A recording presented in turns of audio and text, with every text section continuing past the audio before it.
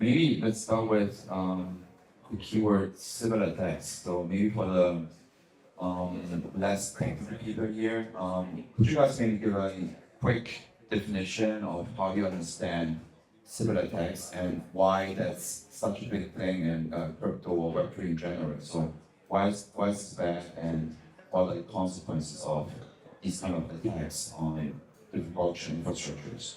Who has the best answer? No pressure. I mean, I keep it simple, and then someone, I think you guys can say something on top of it. But obviously, we're entering an age right now where it's becoming easier and easier to replicate human activity in the internet. And we do have kind of bots that are using a lot of applications, especially built on blockchains these days, to, for example, engage in activities like airdrop farming, which basically means you do transactions and activities on chain that are normally meant for users that are actually using the product, but you replicate that activity to then farm a future airdrop, which was not the actual idea of the protocol who released the airdrop campaign, right? So I think that's a very good example of how we have problems with Sybils, aka bots, nowadays in the internet.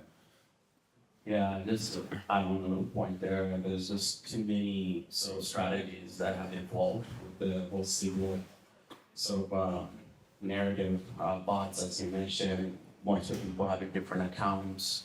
There's just a lot, and so it sort of creates this distrust and also hurts projects because in this case we want to be able to provide value to the community, but unfortunately it's centralized into one single sort of approach. You break the system. And that's just that's an opposite of what Web3 should be about. Yeah, I'd just like to add on that. I think it's easier and easier for people to create wallets in a blink of an eye. And that essentially opens up not just for the bot creators to engage in Sybil attacks, but also like for people to do things like face farming.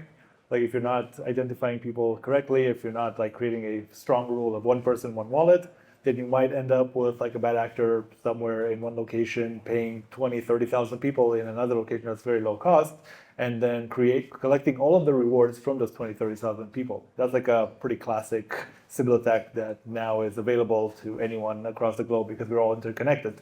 So I think as we're like releasing new rewards, new programs, we need to be aware of like, hey, can someone know for sure that this one person is behind this wallet address that I'm using for the user ID in my application? And it's important to tie that to the proof of personhood one way or the other. Yeah, and we thought about this a lot in gaming because botting is a big issue, right, in the industry. So for us, when we designed our player profiles, which is one of the key components in Honeycomb, we thought about how to make it so that you can't have Sybil attacks, make it Sybil resistant. One thing is we're using Civic for their KYC. We also have like Twitter authentication, Discord authentication, so that we can verify that this player is that player, right? And then for data, it makes it a lot easier to screen through the unique users as well. And So just chiming in on that, since he shared the strategies that they have with anti-Sybil sort of approach. This is one of the things that was first initiated, which was a campaign or Proof of Humanity, and you guys all probably know about it. And I'd love to say a little more because you guys are obviously KYC follower. But the angle was where exactly users can prove that they're real humans, but we try to make it as enrolling-based as possible, which means that we have an option of, let's say, just taking it as a light. If you take it more than 5 or 10, then likely you're a human being. But you can also go as high a level as, prove people up to level 2 or perform liveness verification on an exchange. So this just gives projects and companies the ability to sort of choose how to put their anti-Sybil like strategies in their campaigns, and we've seen some successful stories. So we hope that that sort of continues to evolve. I'm sure there'll be new strategies that come out. I mean, I think it's always fun to watch people like pull between part that says let's minimize friction, and then compliance says no, we need to verify that these are real people. Exactly. So that's like always a fun game to play. Besides privacy, Sybil attack detection, reputation and identity being a common denominator between all of you guys, I think another one might be the focus or interest, at least, on the Solana ecosystem. So, what did inform your guys' decision and focus to maybe start with or focus on the Solana infrastructure first and foremost, right? So, I mean, maybe you can start, Simon, because you are literally having the name Solana in your name. Yeah. So, We want that. Yeah, I can't lie about that, right? Like we're very Solana focused for a few reasons. First of all, I think one technical reason would be that Solana is a great blockchain that has very efficient transaction speed and also very cheap transactions, which is a feature, but it can also be a bug depending on from what angle you look at it. So on Solana, we do have the problem that you can gain the chain very easily by spamming transactions or by just engaging in a lot of transactions in a very low budget manner because it's so cheap. So the whole economy on Solana is kind of leading to a more botted blockchain compared to, for example, Ethereum mainnet. You have the same dynamic on very cheap L2s on Ethereum, obviously, right? But on Solana, we just have one layer and everything happens there, and bots would be just a huge problems if we don't really solve them anytime soon. Right now it's already there, but I think we have enough time to fix it. So that's one technical reason where we said, okay, on that chain, the demand will be there, right? And it's already there. So that is one thing. And then secondly, Ethereum is already like a very vast ecosystem with a lot of great technologies deployed to it and a lot of teams building on it. And it's simply a business decision as well from our go-to-market strategy to say, okay, at this time in the market, it is a good time to build on Solana and go into identity and work on the exact ID focus that we're playing right now, which is more targeted advertisement and marketing and building genuine communities based on ID profiles. And that's something that Solana needs, and the competition there is a bit more scarce. And I think Solana as an ecosystem as well is much more collaborative. So it's easier to work with others together on that chain. As someone who also built on EVM before, I experienced a little bit of different of a mindset there amongst builders, right? So it was a strategic and a technical reason why we doubled down on Solana and actually rebranded this year from a more agnostic solution to Solana ID, what we are today. Yeah, the reason why we wanted to start building infrastructure on Solana was really we wanted to make gaming truly accessible. So one of the reasons why I originally gravitated towards Solana in 2021 was because of how cheap, the transaction fees were, and it was able to bring a tier one blockchain to a lot of folks in the world that could no longer, were not able to access blockchain. So now fast forward a few years, we were originally a venture studio and we built around 30 plus games on Solana. And one of the big issues we saw was still on-chain fees were extremely expensive. So there's a new technology called generalized state compression that came out that was able to reduce this by a huge magnitude. And now finally, you can go ahead and build games with this tech called compression. It brings gaming to everyone. So from all the experience we learned, we were able to really create a toolkit that kind of streamlined developer experience. And our goal is just to improve metrics on the Solana blockchain and allow everyone to build easily. Yeah, so from a civic side, I want to give a brief history kind of nugget. We started off believing that we can anchor identity on the Bitcoin blockchain. Now, you can all imagine how expensive that can be. Oh, wow. Then we went to Ethereum. Back in the day, it was still workable on mainnet. And then the bull market started, and then it started costing us $30+ per transaction to even issue any kind of identity credentials. So essentially, we decided hey, we need to rebuild this from scratch in a different place that is more accessible, for everyone to be able to use and not spend their entire wallet balance on identity. So we found Solana for that purpose. It was great to work on back then. It was a great budding community to begin with. It grew in a nice way. L2s weren't available either back then, so we just rebuilt everything on Solana, relaunched it, and we're here. We're big proponents of it. Yeah, for us, I'll just say everything people said here, which is the transaction fees. I mean, the community is amazing, and of course, you have really good builders like Simon and everybody else on the meeting in Solana. But we're chain agnostic, so we had to pick based on priorities, and it was definitely in the top like 3 or 4. And so it was a no-brainer. One more thing to add about Solana is like I think finality is something that not a lot of people take into account. If you have to wait for your transaction to clear how many confirmations, and that takes like half an hour, like good luck having a great user experience. Yeah. All right, perfect. I guess like there are like about 8 billion people on this planet. Everyone has an identity, but not everyone has a on-chain representation of their identities. So what I'm pointing towards is adoption. I mean, adoption can mean many things, right? But in your guys' case, when you want to get to the next stage of your businesses, right?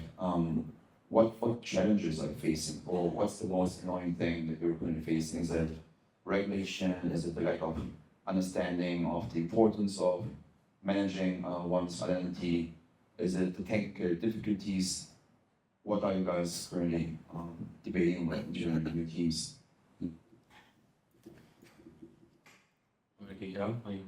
Yeah, I can go ahead. The biggest challenge we're facing really is, since we're a B2B company, is distribution. Luckily, there's a lot of great support from Solana side called Super Team. So we're able to tag into direct countries and utilize those local ecosystems to, you know, find the game developers, the game studios, etc. That's been one of our main, you know, concerns, but slowly we're getting there. And our goal is to bring as many player profiles on-chain as possible so that we can have on-chain identities throughout the entire gaming industry. I think I definitely follow that super team kind of train. It's a huge help because it allows us to talk to the builders directly. If you travel all the time through all the super team events, then you always meet the builders on Solana directly. It's very easy to engage with them. But we do have, I would say, a very traditional entrepreneurship problem, which is the sheer amount of options we have with an identity solution. It might be overwhelming at times to double down on a specific use case. So you always get ideas from people like, oh, with an idea I could do X or Y or Z. But it's really like, as an entrepreneur, especially in the beginning, you should double down on 1 or 2 use cases that 1 or several potential customers really told you face to face, I need that. That would solve one of my problems. So I think internally in our team, we always have like a big brainstorm board of all those ideas, what identity could enable on chain. But for us, it's very important to listen to the ones that actually have problems, like trying to curate the airdrops for some projects, right?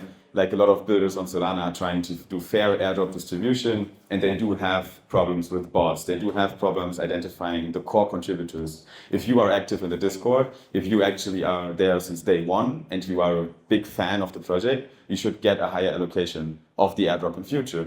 But how does the project effectively measure that in a fair way that is verifiably and true and kind of safe to use? And what I've been observing so far is that most projects are doing this by themselves. They build their own system for that.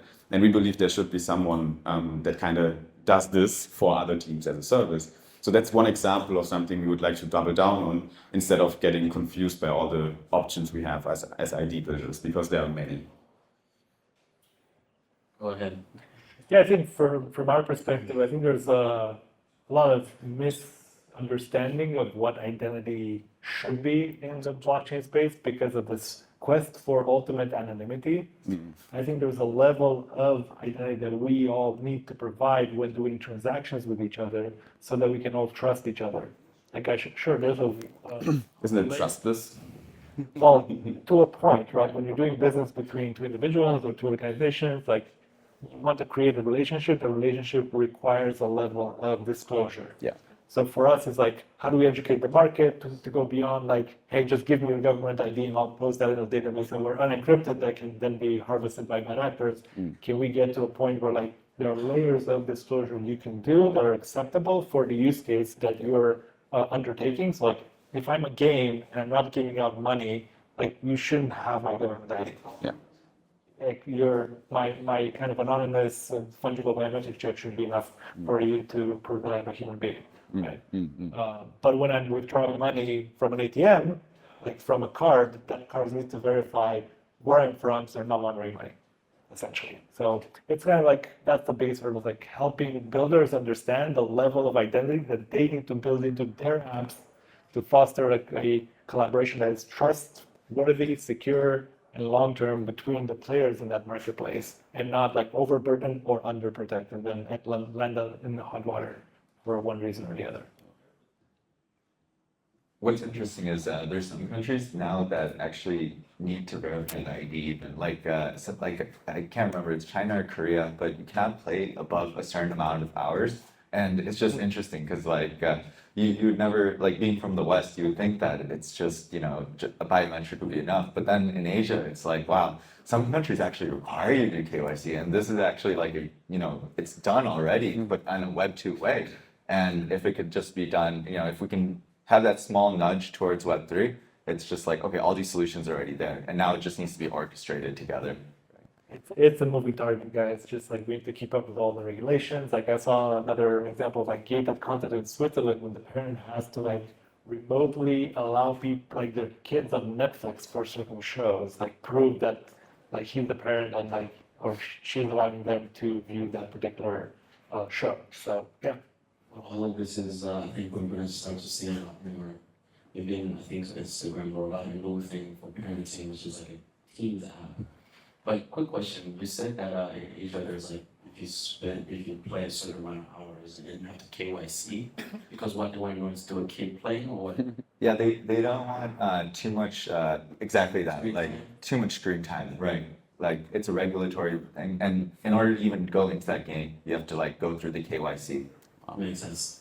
So my input in this topic is that from an identity perspective, for us, we don't really mind what identity people have. What we see as the main pain point is the silos, which is, I think Simon touched on it a little bit earlier.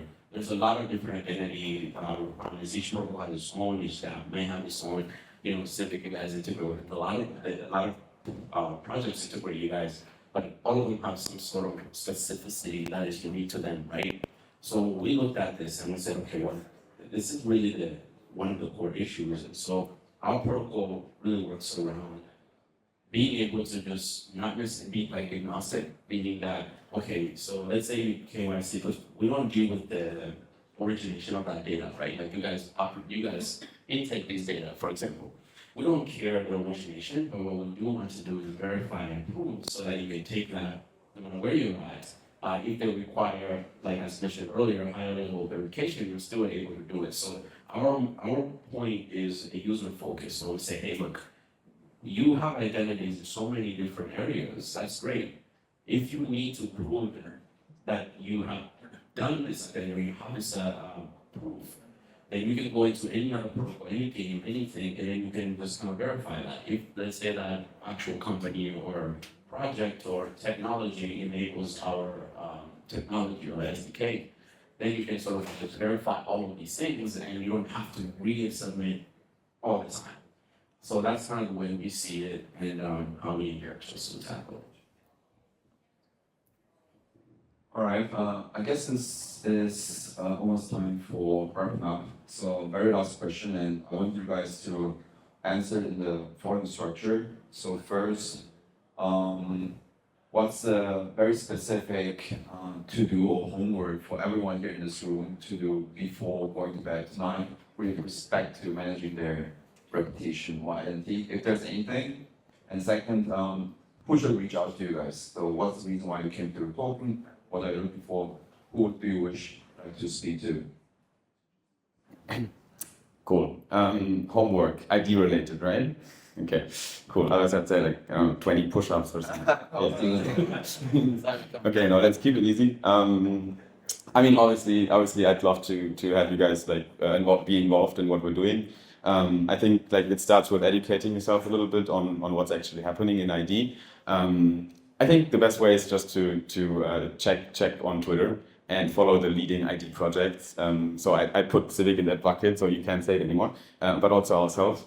Just follow the people that are building ID solutions and that have a high standard already. So Solana ID on Twitter, or Solana Identity is the handle, and we ship a lot of content there. Some funny stuff, some serious stuff, and a lot of product updates as well. What we're building.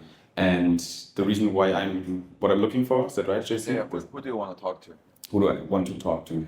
Basically, a lot of builders that might need ID services for their application, especially when it comes down to identifying valuable customers, potential customers, to kind of target your outreach to them. So I think I'm looking, to speak a lot of builders that are building products on chain these days.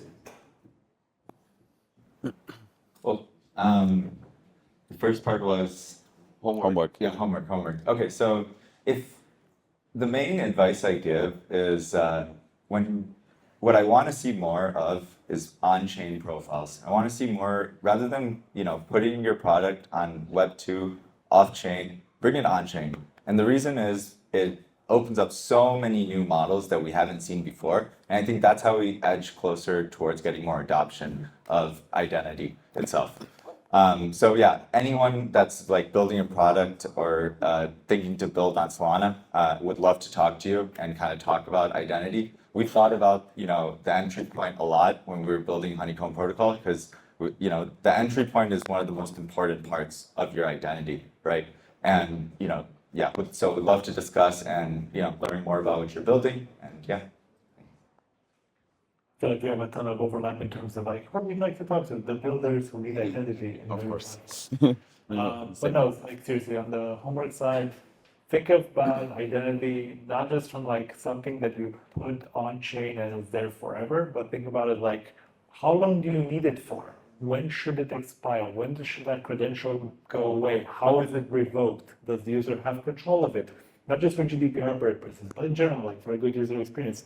Can people say for sure, like, hey, I can remove this data once I've placed it there? Is this something that will be on-chain forever and be tied to me? And then also think for your app and for your build, what you're building is like, how often do I need to check that identity? Is it inconvenient for the user? Is it a risk for me as a builder, as a platform for the community? Like, when do you start like going back to you and saying like, hey, are you still the same person? Also, you said the homework. You did backwards. No, this was the homework. I started with the other one. Yeah. Oh, wait. It's a thought experiment. Felt like, is this good? I don't know. Well, the homework, I think, everyone here says something really interesting. I would just say, kind of understand a little bit about your Web 2 and Web 3 data as far as the identity data goes. Because it's sort of separated at the moment, but I want you guys to kind of explore this theory, which is like how can we combine? Because when we are Web 3, we have to kind of create more identities, things and shade, but we still have all this Web 2 data. And to a degree, Web 3 data sometimes relies on Web 2 identities, right? So I want you guys to just kind of like brainstorm that, because there is new things being built and protocols coming on that has to do with bringing your Web 2 identity to Web 3. This is one thing, and it's not just about our protocol, which we do have that capability, but there's a lot of research coming out. zkPass is coming with topic on Twitter, and the ability for it to sort of help achieve that is endless, and there's a lot of builders out there leveraging this technology. So I think it's going to be a very interesting sort of discovery and kind of rabbit hole if you're interested in that. And I think it kind of also gives a little bit of hope in the future. As far as who we're looking to connect with here, Spirit Token, for us, our mission was to come and meet a lot of our partners in person, a lot of conversations happening on Zooms. So if we've never met, we try to make that effort, but also to connect with new people. I mean, I would say builders, but it's not just builders. Not a lot of farmers may not be technical. So let's talk, let's theorize, let's understand exactly how we can, explore new possibilities. So that's, being open. I think being curious is the key, and I keep being surprised by appreciating that way. Yeah, thank you very much. It was very insightful. I want to thank the panelists from Solana, Honeycomb, Sybil, and zkPass. Thanks for the insights and also the homeworks. Thank you. Thanks, Jacob.